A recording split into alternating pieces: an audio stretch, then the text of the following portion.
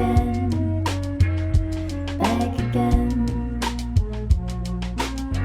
And we're back, and we're back, back again. All right, and we are here again, and we are back again. As always, I'm Matt. I'm Drew. And this is the Back Again podcast. This is the only review show where we take a sequel from the past and find out if, in fact, it was worth going back again. We are continuing on our comedy sequel list. And today, we are doing the follow-up to the 1991 The Addams Family, and we are doing Addams Family Values. Gomez, Cara mia. marvelous news. I'm going to have a baby. Right now. Are you in unbearable pain? My darling, is it torture? Oui. It's a boy. It's a girl. Gomez! What news? Father, what is it? It's an Addams. Addams Family Values comes out in 1993. It's once again directed by Barry Sonnenfeld. It's starring Angelica Houston, Raul Julia, Christopher Lloyd, Joan Cusack, Christina Ricci, Carol Kane, and Jimmy Workman. Addams Family Values picks up 9 months after the last Addams Family, where a new baby is being born. And after they get that new baby, they decide that they need to hire a babysitter. And through the process of hiring that babysitter, Fester falls in love with her. Unbeknownst to him, she's actually A black widow. a black widow who goes around finding rich men to marry and then murder. And she's going to try to take their wealth at the same time that the kids are at a summer camp. Sure. So there you go. It's like, you know. Plot breakdown. That's literally the A, B, and C plot. Well, you left out Gomez and Morticia, but yeah, for the most part. Well, to be honest, they don't really have anything to do in this movie. They're really funny in the movie, but they don't really have a plot besides helping initially. Well, the problem is that they're kind of the foundation. So they need to be there. They're kind of the most important part of the story and the family dynamic, but that kind of leaves them without much to do. They're not very glamorous when it comes to plot importance. But I guess at the same time, the whole thing does kick off when Morticia gives birth. Well, they're also probably more in the story in the first one, because the story is about the family. And then there's obviously just like the plot of the people trying to scam the family, but they're mostly the family. In this one, the family separates and it almost becomes three kind of storylines, like the Fester, Joan Cusack storyline, the kids at summer camp, and then also the baby. Gomez and Morticia with the baby. The baby. But, Yeah. you know, it's like the only thing that really happens to the baby is that he turns blonde for like a little bit. Yeah. And then that's like a concern, I guess. I think that's what the child and by extension Gomez and Morticia are essentially relegated to the C plot. They're the runner. And then what happens is, I believe the Fester Joan Cusack was supposed to be the most important plot point. It doesn't get introduced until like... Well, it gets introduced kind of early, but what happens is we spend a lot more time with the Wednesday Pugsley B plot than was anticipated, I believe. So instead of A and B, they kind of both become parallel stories. And then Gomez, Morticia, and the baby are always kind of like the runner. Because that's where the whole energy for the plot and the inciting incident comes from, is Fester feels inferior to Gomez because he's so much more suave and he's got Morticia. And Fester is the older brother, I believe. So he is like wondering if he will ever find love. And the whole plot is able to happen because of that insecurity. The Black Widow, Joan Cusack, Debbie, is able to use him so effectively because he is so cartoonishly desperate. Well, I guess the point is like, in the sequel, all the characters are mostly like separated. They're not really a family in the story. Now, that's good because that gives them a motivation. The motivation is to get reunited at the end. It's a very Empire Strikes Back Exactly. sequel where everybody's kind of separated for all of Act 2, and then they slightly come back together for the end of Act 3, if you will. It's funny you say that because I think this is more of a Force Awakens type of sequel. Oh, because it's a soft reboot? Because it's a soft reboot, yeah. And I don't know when we want to talk about it, but I do want to talk about how similar this is to the first one. Well, then, like, this is a good point to kind of like redirect it. So we're doing comedy sequels of this. I started off with the Blues Brothers one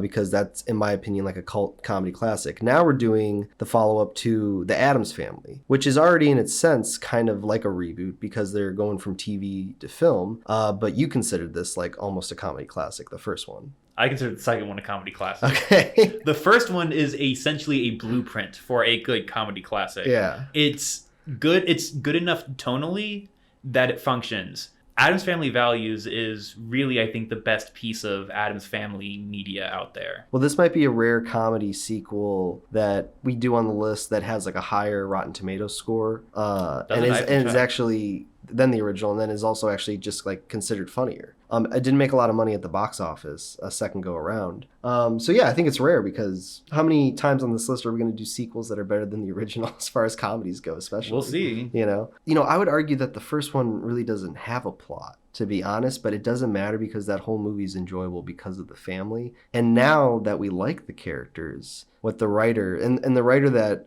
returns, I think he did punch-ups on the script for the first film, and now he just writes the second one on his own. Okay. So this one definitely now is like, okay, you like these characters, now let's put them all in these situations and we can just enjoy watching them be like really funny and just do nonstop one-liners. Wait, in the sequel right? or the first one? In the sequel. Well, in the sequel, it's essentially you like all these characters, now let's give them an actual plot to like... Sure, but at the core of each of these films, the plot is so reliant on Fester, and I don't understand why. Which is interesting.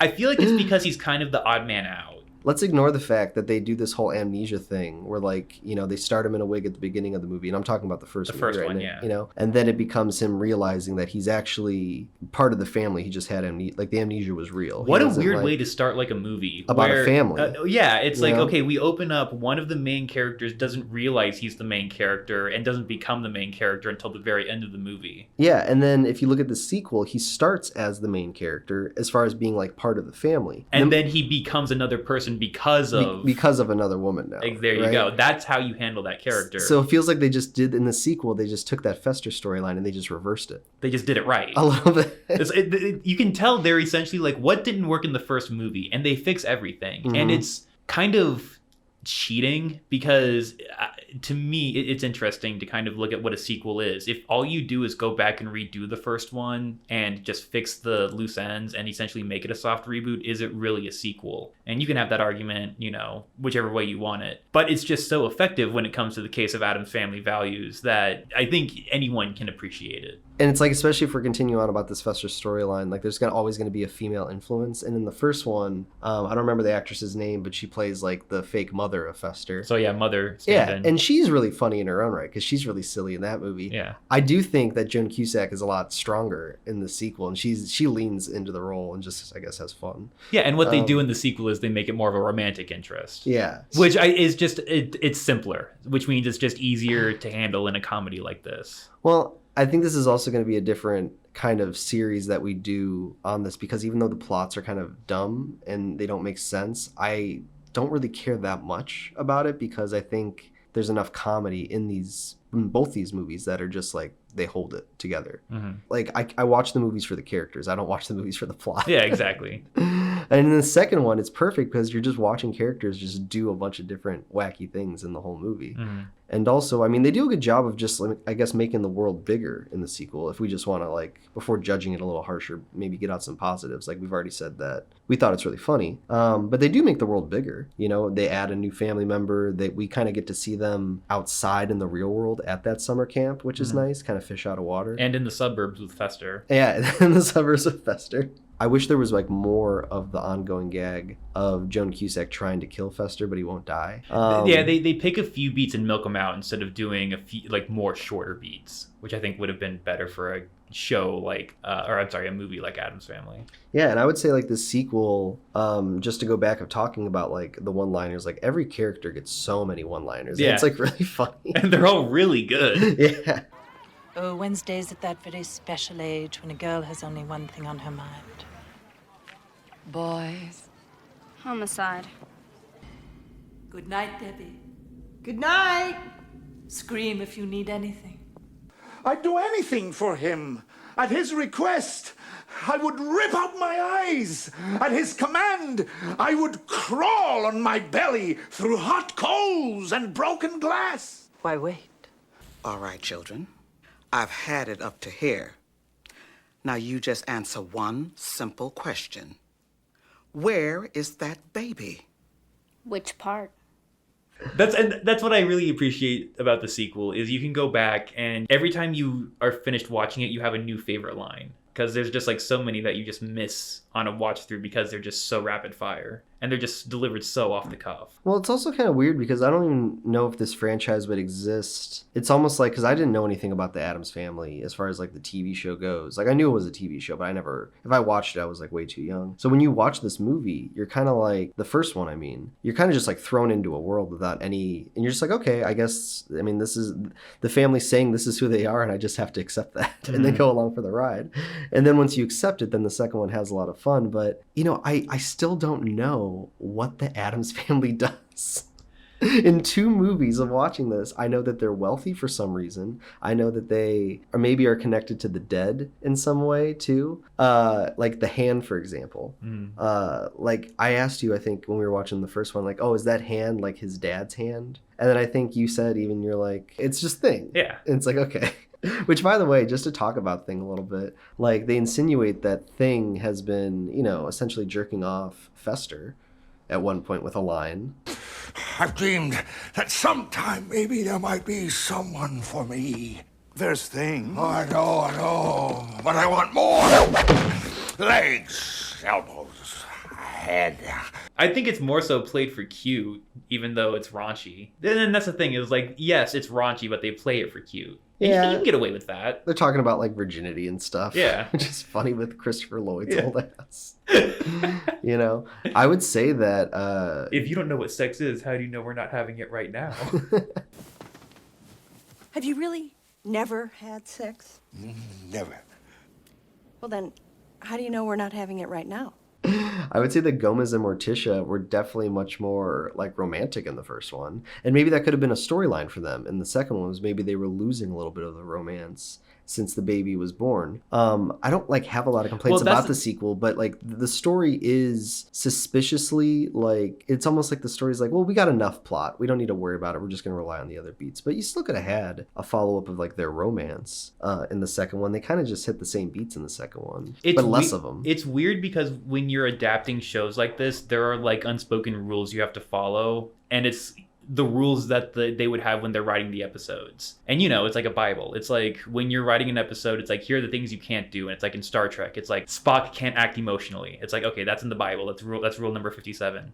When I was a kid, I never liked Star Trek when I was a kid. In Addams Family, I guarantee you one of the rules was Gomez and Morticia can't ever be at odds with each other. Their romance has to be perfect. And so that's how they play it in the movies. And that's why they have to do the conflict almost through Fester, is because the family has to be so perfect, because it is a sitcom family from the 60s, even if it has that gothic twist on it. So in order to get any conflict, it's got to come from outside the family, or at least tangent to the family. I mean, I get it. It's just at the same time with doing so many of these sequels, it's just the same beat again. It's just Gomez only has any kind of tension, I guess, if Fester's the one causing it. And Fester's always just coming in and out of his life. Yeah. And they don't really have that many scenes where they're like brothers together, besides when they connect in the first one for the first time during that dance. But they hit it hard with that dance. They hit it hard with that dance, which I guess they did cut down for time. Like they did an original screening, and that dance, where people were like, that's too long of a dance. So they cut it down. It's almost like the fight scene in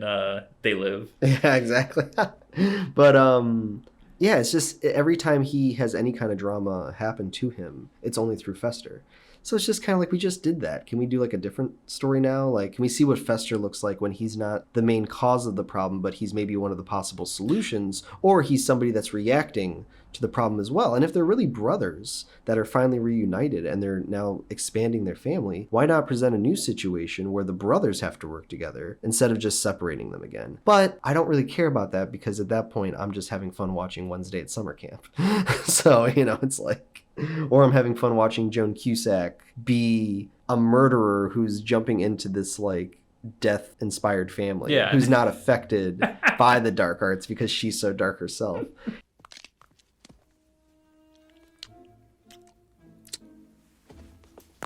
I'm good with my hands.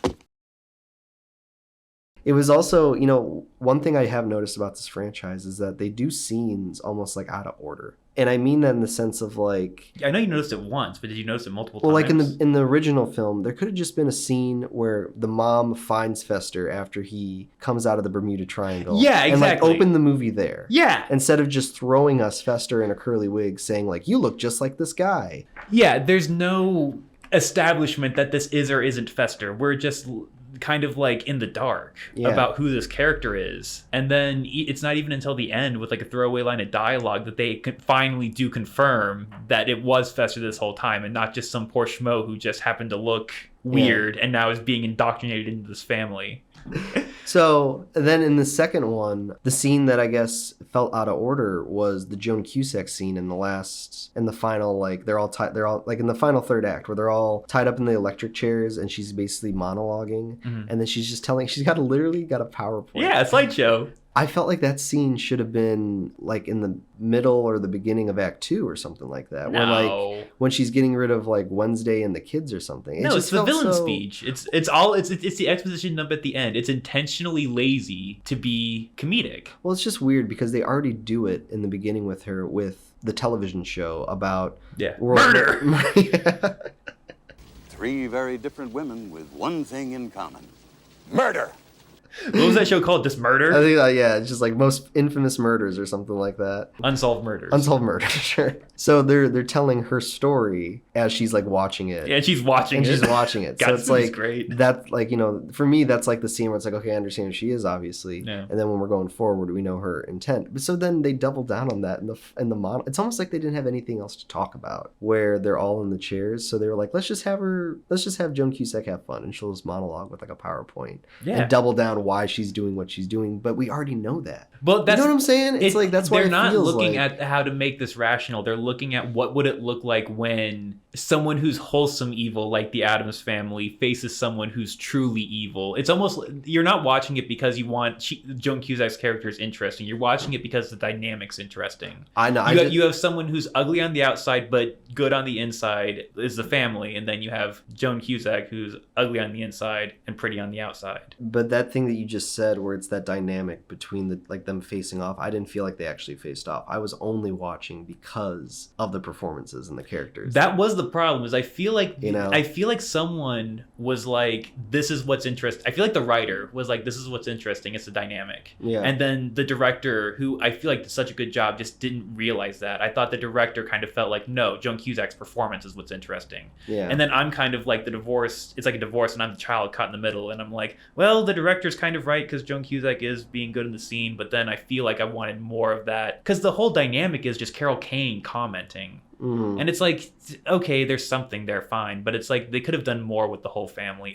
That was one moment that I wanted to be played less for gags and more kind of like, you know, like let's just focus on good storytelling. Let's not focus on the comedy as much. Or let's let the comedy kind of stand on its own. Well, I think the mistake they did was they took her out of the house. Like, I liked the idea of adding a babysitter to this family and then watching the kids basically trying to do stuff, but then Joan Cusack's not fazed by it, or she can kind of read it from a mile away. And then from that, she tries to infiltrate Fester and then maybe try to get Fester to turn on the family. Like, I know we're going to do this double beat anyway of Fester.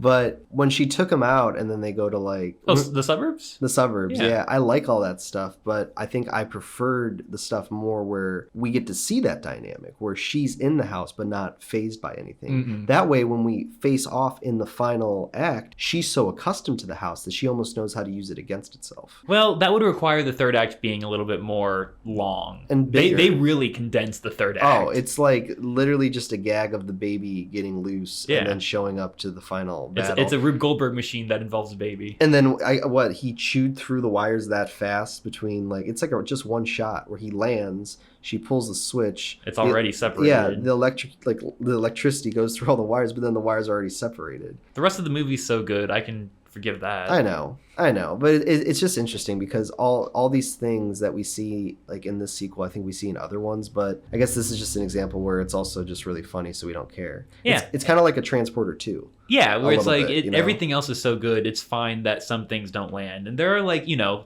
when you have 90% great jokes, which is way more than most comedies, those 10% that aren't good are gonna suck, but they're not gonna like ruin the experience like a lesser comedy would. Going back real quick to what you said about it being more interesting seeing Debbie, Joan Cusack's character, in the Addams house, I disagree because I liked seeing Fester outside the Addams house in the suburb world that she was trying to force him into. The romance stuff where it's them alone in the house is kind of boring. But when it's them with other characters, when it's them like moving into the house, I love it when they're moving into the mansion. That's a great scene. When there's a third element, or when it's Debbie and Fester and they're telling Gomez and the family to go back home, like that's a great element. Seeing Fester outside his comfort zone, away from his family, away from the house, and away from Debbie is great. When he's alone with Debbie, it's a little bit or when he's with... Well, we've never even seen his comfort zone because he doesn't get it until the second half of the first movie. And he's only in it in maybe the first half of this movie. That's true, but we can assume what it is because as much as it is engaging, it is one note. It is like they're the family that like the macabre. There's not much else to it, but it is interesting enough on its own. Well, like you said, there's great elements and there's great scenes. And I think that's the thing is I agree. I think they're all great scenes. But then you just remember sometimes like, oh, but there's really not a great plot. Yeah, exactly. To it. Or at least there is a good premise for a plot, but then the way they execute it is more just putting like, well, this would be a funny scene and this would be a funny scene. It is a good premise, and I like that dynamic where, and you can, that's why you can kind of, at least I can personally forgive them for redoing it for the sequel, where it's like someone compromises Fester, it's a woman. Morticia and Gomez are kind of they're the foundation, so they're the ones who kind of have to deal with the brunt of the energy, and that leaves the children, Wednesday and Pugsley, to kind of be the ones that come in last minute and save the day, or at least... They don't save the day. They don't really... Well, I guess I misspoke. They see through the charade. Yeah. The parents are a little bit more, because they're not stupider, but they're a little bit more forgiving of other people. I don't know. The parents are easier to deceive. The children are more cynical. Well, the children really have nothing to do with the plot of this movie. They really just have their own. It's almost like they have a separate movie where it's literally the two. It's like a spin-off, right? Well, there's a parallel plot because of the romance. At least it's tied together that way. Well, yeah. With Wednesday's romance, but like once again, I feel like that could just be a spin-off. But I like all that stuff at the summer camp. Summer camp, I think, is the strongest element. Oh yeah, it keeps the movie together because it's just fun watching those two kids outside of their all the actors' zone. Dynamics are great because the two counselors, whose names unfortunately I don't know, it's them and then David Krumholtz with Wednesday and Pugsley, those five, and then Harmony, so that those 6 characters really pull together a sequence. Plus, it's really good with this franchise that all the side characters that exist like in the quote-unquote real world, they are arguably just as ridiculous in their own way, right? So there's never really like a straight man in the world anywhere. Everybody's kind of crazy in their own way, and that's like that comedy helps not only the sequel but the whole franchise because you have then great characters like everyone you just said. Well, I feel like what happens is you kind of have to choose your own straight man, where it's like who is the most... The movie's not telling you who the most rational character in the story is. You have to decide who the most rational character in the story is. Well, I think you take the Addams Family side how they represent people in the real world. When you do see those camp counselors, it's like, I'm rooting for Wednesday to like get revenge on them, and everything, because those camp counselors also have some great one-liners. And I wouldn't make a birdhouse. Why not? I just wanted to read. Not on my time, Four Eyes.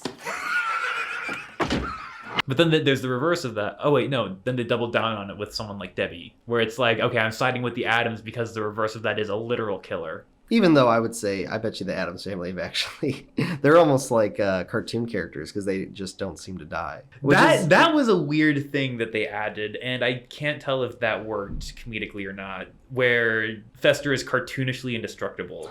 But I think that might be, and it would have been interesting if they actually just explained this in one line, like they are immortal. Immortal? Well, that's the thing, is their graveyard's full of people who have died, so they're definitely not immortal. Well, maybe they're just like, since they work with the dark arts, they only die from like, they live a certain lifespan, but they can't die from like, harm. Yeah. Exactly, So that would have been, just add a line in there, just That's to kind of never get that across. That would be like a nice little throwaway thing, because they throw away so many other things. Yeah. But like, or throwaway as in like explain very simply. But yeah, that's never explained. It's funny, but it's not. It's kind of like the plot. Can I ask you a question? Sure. At the summer camp, it's a summer camp, but why is the show that they're putting on about Thanksgiving? Yeah, I've seen this movie so many times I never made that connection. It's a summer camp with a Thanksgiving play in it. So these characters are all hypothetically in like whatever, July. Yeah. Going to see a Thanksgiving play. I'm assuming they picked like a Thanksgiving play because it was generic enough to be a kid's thing. And also you have the angle of whatever side Wednesday's on, she can then like start an uprising, especially if it's like a historical kind of reenactment. And then I have another question. How does Thing drive the car? No, that's fine. That's great. I love that shit. That was Christopher Lloyd's best performance, is when he's acting across from Thing, driving the car in the runaway, or I'm sorry, in the getaway. So now just to kind of go into the budget in the box office, because what's weird is, we like this sequel probably more than the original. So the original has a $30 million budget, and they make $191.5 million at the box office. That's a lot more than It's a lot of money.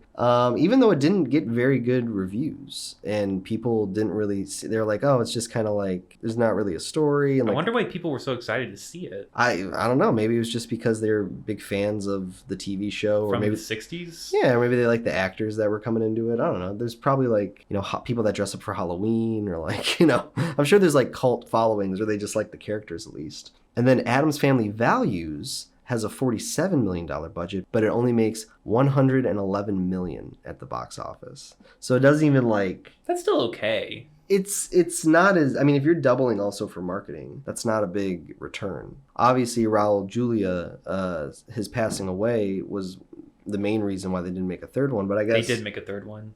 They did make a third one. Not with this cast. Not with this cast, yeah. But I would also assume it's because, they didn't make a lot of money, and, there's some issues with like the production companies that were making this, and like being worried that it wasn't going to make a lot of money, and like the first one makes a lot of money, they get all excited, and so then they immediately greenlight the second one, even though they didn't have a story or script yet. They make that one, doesn't make that much money back, and then like we're done. But critics really liked the second one a lot more too, which is... Did we do Rotten Tomatoes ratings? Well, the Rotten Tomatoes score for the first one has a 65%. The first one has 65. That seems high. Yeah, and then the second one, Addams Family Values, has a 76%. Okay. So it's just slightly, it's like, 10% higher. But I don't know. I mean, I feel like, if things were different, I think a trilogy probably would have been good for this franchise. They could have tried to actually done a good story. story. I wonder what they would have done for the third one. Fester, what's he going to get into this time? And, the last thing I'll say about Fester is I like Christopher Lloyd, but he's definitely my least favorite character in the family. No, he is one of my favorites. I don't know. He is a slave to the plot. He doesn't really seem to have a lot of fun in the performance as everyone else seems to, because he is kind of like... What are you talking about? He's like bouncing around like a cartoon character. I guess in the performance, yes, but I guess in the range, it's kind of like he doesn't have any character moments. Yeah. Every moment he's on screen, he's driving the plot forward or explaining why Gomez is going crazy now or something like that. His switch in both movies happens so fast. Like when he decides to save Gomez in the first one, it's like a switch, right? And then in the second one, he just runs back home after Debbie tries to kill him, and he just goes like, "Brother, I was wrong," and then that's it. He's back. She had to kill him. She had to try to kill him 3 times for him to realize that he was wrong. You could do a spin-off show with Fester called "Guess Who's Back." Yeah. Fester, where is Fester? He's right here, Moshe. It's me, Gomez. I've tried to be someone I'm not. I'll say the one thing. I think my favorite scene. I'm sorry, I misspoke. It's not my favorite scene, but it's the scene I laughed the hardest at the first time I watched, was the sword duel in the school during the first one. Mm-hmm. I didn't laugh at a joke or a moment harder than in the sequel than I did at the sword duel when all the blood was spurting out. Oh yeah, that made me laugh so hard. That is a really good moment. But the sequel it was more consistently funny. Well, you just reminded me that they kind of then, I guess, try to redo that beat at the summer camp by putting on the Thanksgiving play. Yeah. Which I didn't even register. Yeah, there's so many parallels. I'll tell you what, we bash sequels for being lazy, for just being copy and paste. This is the most copy and paste sequel, and we are praising it because at least it is funny. I don't know if it's on the level of Escape from LA as far as how many scenes are kind of like exact replicas from the first one. Exactly. I would say at least there's not a big dance number between Gomez and Fester. Yeah, that's the thing is, they take down some of the stuff that's because it's not just a copy and paste. It's they correct all their mistakes. They learn from their mistakes. Why not just make this movie instead of the first one? Well, but then just don't send the kids to summer camp and then still have your play and everything. Well, because when they're actually at summer camp, the play has more purpose in the plot. It can be used as the climax, the big climactic number. I'll tell you what, one thing I do think was very annoying was there were 2 moments in the sequel where it's a diegetic music where I hope I'm using that word right, where it's in the scene and it's literally the Addams Family theme song. Oh yeah. So like we're just playing on the piano the Addams Family theme song, and at least in the first one they didn't do that. When he's playing at the organ, it's actually like creepy, like operatic music. In the sequel, it's just and it takes you out of it in such a weird way. Yeah. Where the comedy constantly takes you out of it in a fun way, but then when you hear that song in the universe, it's almost like grating. It wouldn't be noticeable if they didn't use it so much. Yeah, the thing is, they did it twice. I can't remember. I think there's more than 2 times, honestly. That they maybe even just play the song like in the background, like non-diegetically. Yeah. Like it's just playing like a different variation of it. Like because I think when Gomez and Morticia are dancing, yeah, that's like another one. I don't know what else you want to talk about this movie. Oh, I'll tell you one thing I love, and this is one reason, and this is it'll seem ridiculous, but this is a legit reason that I like the sequel better than the original. The Angelica Houston's lighting is so much more consistent and so much more distinct in the sequel, and that is honestly one of my favorite. I don't even think it's a gag or like elements. It's just one of my favorite things I've seen. Is that they recreate that soft light on Morticia in every single shot she's in, every wide, every single. It's that lighting. Well, you're talking about the specific gag where she like steps into the light, right? Well, no, I'm talking about her lighting specifically. But there is one where I don't know if it's intentional, but they have her lighting set up without her in it, and then she steps into it, and it's like a perfect mark hit. Yeah, it just made me laugh. Sorry, you have enslaved him. You have placed Fester under some strange sexual spell. I respect that. So as always on this podcast, we ask 3 questions that lead to a final decision of was it worth going back again? And the first question is, does it work as a sequel? If we're being fair and we're actually like respecting these rules that we created, it doesn't, right? Because it's like a reboot. And it just does the whole thing. Well, that's the thing again. Is, it does not build on the characters. It reestablishes them. It reestablishes and it does it in them. a better way. Yeah. But it's not yes-anding, it's or insteading. Exactly. And it's definitely like a bigger world. And I mean, they have a baby and like the family, expands and stuff. But I don't like the first one feels like it was about the family. And by the end of the movie, they became a family. So the second one didn't really feel like the family faced any challenges. It just felt like, let's just put the family all in different situations, and then it's fun to watch them react. And then when they come back together at the end, I didn't really miss them being apart. Yeah, and it's you know like, what I mean? The conflict in the sequel needed to test them in a way that wasn't the exact same. If it's just Fester gets tempted to leave the family again, tempted is being used loosely, then it's like, well, the characters aren't growing. They're making the same mistakes. Yeah.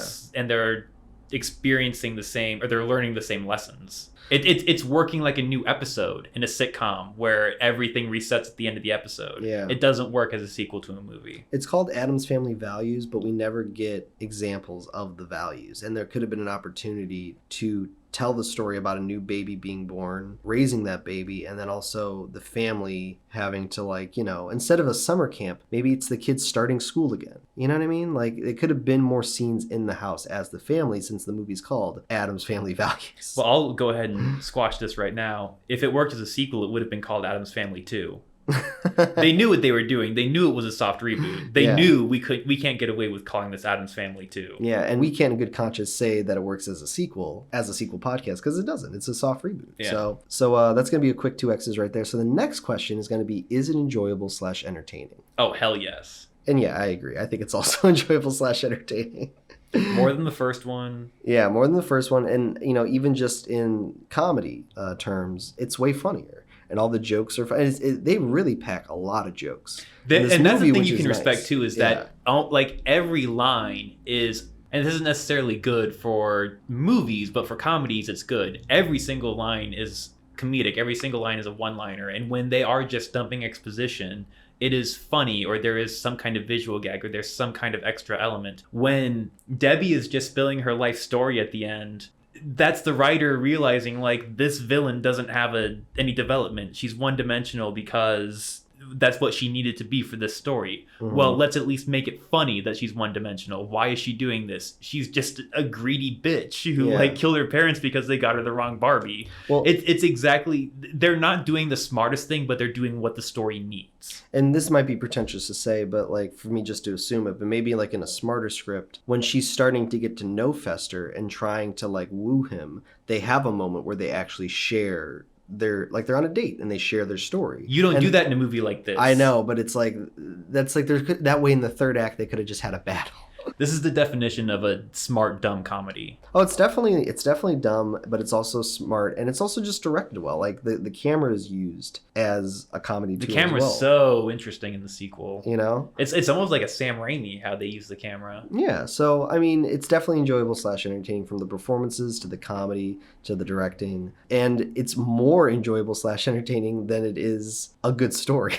Yeah, you know, it's enjoyable despite its story. Yeah. So that sounds like it's going to get a quick 2 checks. So the last question is going to be, does it need to exist? Which is weird based off of the way that we've been voting on this, you know, because it's like, I enjoy it more than the first one. So I definitely think it needs to exist from that standpoint. All things considered with like Raul Julia, like I love seeing his performance. Not to just like say it needs to exist for that reason, but I think it needs to exist, yeah. Or at least I think it should exist because it is also so unique. There's not another comedy out there like this. Yeah, it's like the Scooby-Doo movies. I think it needs to exist just for the comedy and the performances. I think it needs to exist for the premise. Yeah, I think it needs to exist as well. It's just a weird movie. Yeah. It's great. I don't know, but I mean, it's definitely a good comedy, and it's definitely a good comedy sequel. It's probably just better comedy than it is a comedy sequel because it's not a sequel to anything. It's just you could just watch this movie, and you don't really need to watch the first one. Yeah, I'm wondering if this is more enjoyable because part of, especially watching them back to back, part of what sucks about the sequel is just hitting the same beats again and being like, all right, it's interesting, but it's nothing new. Yeah. So I'm wondering if you're just watching the sequel, Addams Family Values on its own, would probably be the most enjoyable experience. Yeah. So if you're doing that math at home, it's going to be 4 checks and 2 X's. So it's going to get 1 giant check for worth going back again. First check of the season. Definitely better than Blues Brothers 2000. Thanks as always for listening. If you like this episode, make sure you like, subscribe, that you comment below. You can listen to all these episodes. We are streaming on all platforms wherever you listen to podcasts. And you can watch these reviews with video on YouTube at What a Guy Productions. Special shout out to Neely for doing our intro and our outro song. And outside of that, you got anything else to add, Drew? Wednesday and Pugsley and young Mr. Glicker here, well, they have just never quite latched on to the Chippewa spirit. Nor have some of their little comrades. Isn't that sad? Yes! Don't we just hate that? Yes! Don't we wish they would just die? Yes! All right, we'll see you next time.